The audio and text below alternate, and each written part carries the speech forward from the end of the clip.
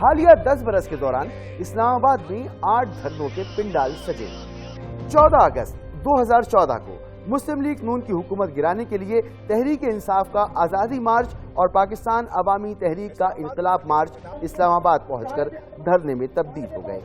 طاہر القادری نے 21 اکتوبر تک دھرنا دیا تھا، لیکن طاہر القادری 64 روزہ دھرنے کو پورے ملک میں پھیلانے کا نعرہ لگا کر کوئی مطالبہ منوائے بغیر اسلام آباد سے کوچ کر گئے تھے۔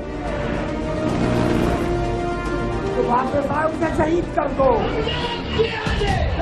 اگر آپ کا اقتدار بچا تو یہ میں پہنوں گا۔ مذاکرات ختم ہو چکے ہیں، اب یہ دھرنا اسلام آباد کی بجائے میں پورے ملک میں منتقل کر رہا ہوں۔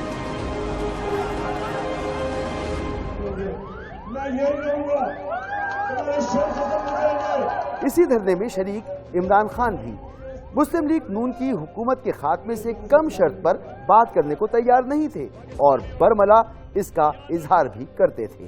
میں تب تک اس دھرنے سے نہیں نکلوں گا جب تک گور نواز گور نہیں ہوگا۔ لیکن دھرنے کے دوران 16 دسمبر 2014 کو سانحہ آرمی پبلک اسکول رونما ہوا، جس کے بعد عمران خان نے کوئی ٹھوس مطالبہ منوائے بغیر ریڈ زون میں دھرنا ختم کرنے کا اعلان کر دیا۔ اس وقت میں کیا ہم اپوزیشن کریں، دھرنے میں بیٹھے رہیں؟ میں اس نتیجے پہ آیا کہ جو آج پاکستان کے حالات ہیں ہمیں دھرنا ختم کرنا پڑے گا۔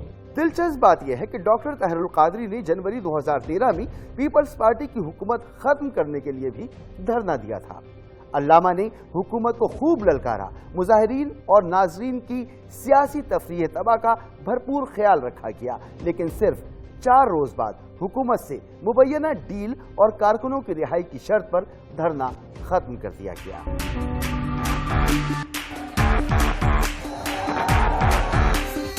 مبارک ہو، مبارک ہو وزیر اعظم پاکستان، یہ اب ایکس ہو گئے، کب ایکس ہو گئے؟ X president of Pakistan, ex prime minister of Pakistan. آپ کا مینڈیٹ ختم ہو چکا ہے آجرا۔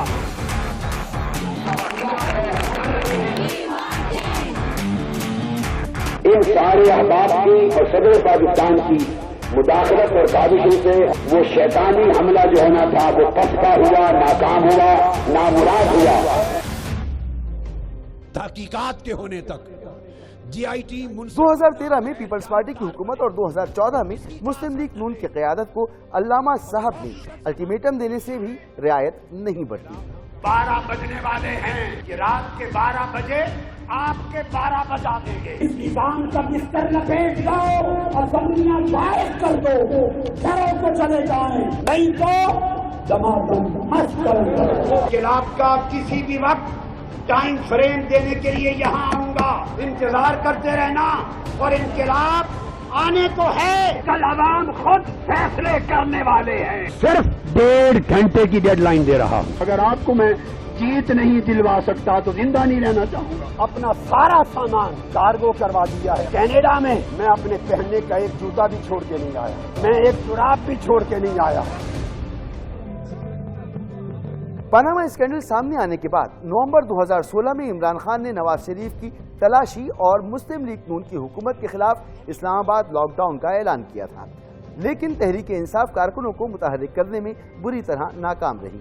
پی ٹی آئی کی تمام تر امیدوں کا مرکز اس وقت کے وزیر اعلیٰ پرویز خٹک کی قیادت میں خیبر پختونخوا سے آنے والے کارکنان تھے، لیکن ثوابی کے برہان انٹرچینج پر پہنچتے پہنچتے مظاہرین کی تعداد چند سو تک رہ گئی تھی۔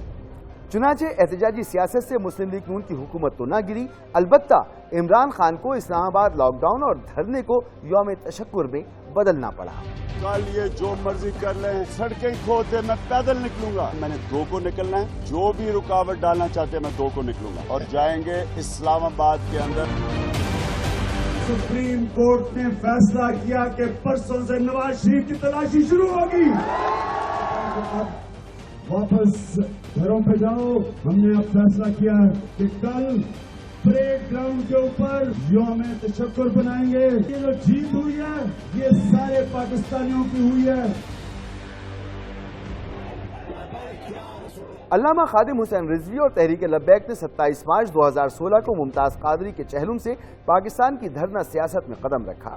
اسلام آباد کے ریڈ زون میں 4 روز تک جاری رہنے والا TLP کا دھرنا چند علامتی اور نمائشی یقین دہانیوں کے ساتھ ختم ہو گیا، مگر علامہ خادم حسین رضوی کو ایسی پذیرائی ملی کہ 5 نومبر 2017 سے انہوں نے تحفظ ناموس رسالت صلی اللہ علیہ وآلہ وسلم کو جواز بنا کر اسلام آباد کے فیض آباد انٹرچینج پر 22 روزہ دھرنا دیا۔ دھرنے کے دوران علامہ صاحب حکومت اور سیاسی شخصیات کو بھی خوب لتاڑتے رہے۔ تم سانو سمجھانا پتر اور نکلے چھو ملک کی دفاع ہو جا، ملک کے ساتھ بدکاروں کو مسلمان ووٹ نہ دے۔ جتنے بھی MLA MPA کاؤنسلر چیئرمین چور حسن اقبال جڑا اوتھے جڑا ایک سکول وچ ماسٹر سی تے ایدے کول وزیر کینے بڑھیا، خورشید شاہ جڑا میٹر ٹھیک کرتا سی تے اے وزیر کینے بڑھ گیا۔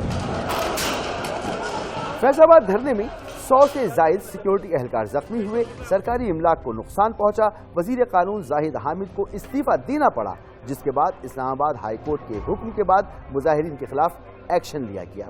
مگر اہم بات یہ ہے کہ یہ پہلا دھرنا تھا جس میں مظاہرین مطالبات منوانے میں کامیاب ہوئے اور واپسی کا کرایہ لے کر پنڈال سے ٹلے، لیکن فیض آباد دھرنے کے کیس نے اب تک علامہ خادم رضوی کا پیچھا نہیں چھوڑا ہے۔ پچھلے سال نومبر میں تحریک لبیک نے آسیہ بی بی کی سپریم کورٹ سے رہائی کے خلاف اسلام آباد کے لاک ڈاؤن کا اعلان کیا، مگر دھرنے سے ایک روز قبل ہی تحریک انصاف کی حکومت نے علامہ خادم حسین رضوی، پیر افضل قادری اور علامہ آصف اشرف جلالی سمیت ملک بھر میں 1400 کارکنوں کو گرفتار کیا اور بنا کسی تشدد کے معاملات کو سنبھالا۔ اس موقع پر وزیر اعظم عمران خان نے زبردست اسٹینڈ لیا تھا۔ آپ اپنی سیاست چمکانے کے لیے، اپنے ووٹ بینک کے لیے اس ملک کو نقصان نہ پہنچائیں۔ پچھلے 10 سال کے دوران پاکستان کی احتجاجی سیاست میں عدلیہ بحالی تحریک کے لانگ مارچ کو غیر متنازع اور باوقار انداز میں کامیابی ملی۔ 3 نومبر 2007 کی ایمرجنسی کے نتیجے میں سابق چیف جسٹس افتخار محمد چودھری معزول ہو چکے تھے۔ معزول چیف جسٹس اور دیگر ججز کی بحالی کے لیے وکلا تنظیموں کے ساتھ مسلم لیگ نون اور تحریک انصاف نے پیپلز پارٹی کی حکومت نے مشترکہ طور پر 12 مارچ 2009 سے اسلام آباد کے لیے احتجاجی لانگ مارچ کا آغاز کیا تھا۔ سول سوسائٹی اور میڈیا نے اس تحریک کا مثالی ساتھ دیا تھا۔ ملک بھر سے شرکاء جب تک اسلام آباد پہنچتے 16 مارچ کو الصبح 5:50 پر اس وقت کے وزیر اعظم یوسف رضا گیلانی نے قوم سے براہ راست خطاب میں افتخار محمد چودھری کی بحالی کا اعلان کر دیا تھا۔ اپنے وعدے کے مطابق جناب افتخار محمد چودھری صاحب سمیت تمام معزول جج صاحبان کی ان کے عہدوں پر بحالی کا اعلان کرتا ہوں۔